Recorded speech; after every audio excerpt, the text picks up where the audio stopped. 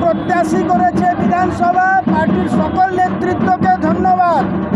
এইবার যে কাজ পার্টি আমাকে দিয়েছে, বাড়িতে বসে তো লাভ নেই, সঙ্গে সঙ্গে বেরিয়ে সেই কাজ করতে বেরিয়েছি।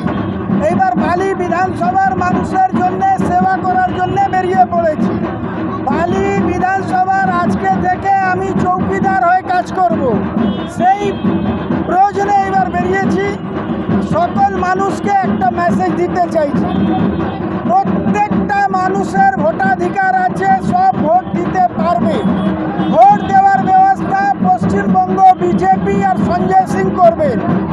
নির্বাচন কমিশনকে আমরা এটা বলবো যে প্রত্যেকটা মানুষ ভয়মুক্ত, সন্ত্রাস মুক্ত এই বালি আমরা নির্মাণ করব। আমরা আগেই বলেছি নো এসআইআর নো ভোট। যদি এসআইআর প্রক্রিয়া, যে মানুষরা এখনো ভোটার লিস্টে আসেননি তারা যতদিন না আসবেন ততদিন আমরা ভোট করতে দেব না। তৃণমূলের প্রার্থী কৈলাস মিশ্র এবং সিপিএমের সংকট মৈত্র, কি বলবেন বিরোধীদের নিয়ে? দেখুন, আমি একটা কথা বলবো, যদি বালিতে তৃণমূল যদি ভালোই কাজ করে থাকতো, তার এমএলএ ভালোই কাজ করে থাকতো, তাহলে আজকে ওকে অন্য জায়গায় ট্রান্সফার হতে হতো না। মুখ্যমন্ত্রী মমতা ব্যানার্জিও জানেন যে ও কাজ করেনি বলে ওকে এখান থেকে সরিয়েছেন। যাকে এখন নিয়ে এসছেন সে এখন রাস্তায় দাঁড়িয়ে ডাস্টবিনের ময়লা পরিষ্কার করছে আর কর্পোরেশনকে থ্রেট করছে।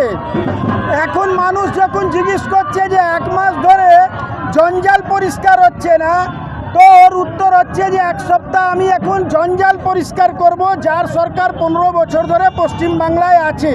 তার মানে তৃণমূল কংগ্রেস মেনে নিয়েছে যে ওরা এখানে হেরে গেছে।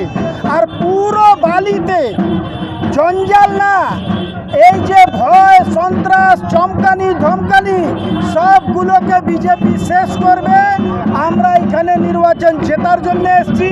পশ্চিমবাংলায় পদ্ম ফুল ফুটবে, পশ্চিমবাংলায় বিজেপির সরকার হবে। এই সব কাজগুলো আমরা উন্নয়ন করে দেখাবো। যেভাবে আজকে গুজরাট, উত্তরপ্রদেশ, বিহার, উড়িষ্যা পাশে সব জেলাতে, সব রাজ্যে যেরকম এখন আমাদের ডেভেলপমেন্ট হচ্ছে, বিকশিত ভারতের যে আমরা নারা দিয়েছি সেই নারা, সেই সংকল্পকে আমরা পূর্ণ করব।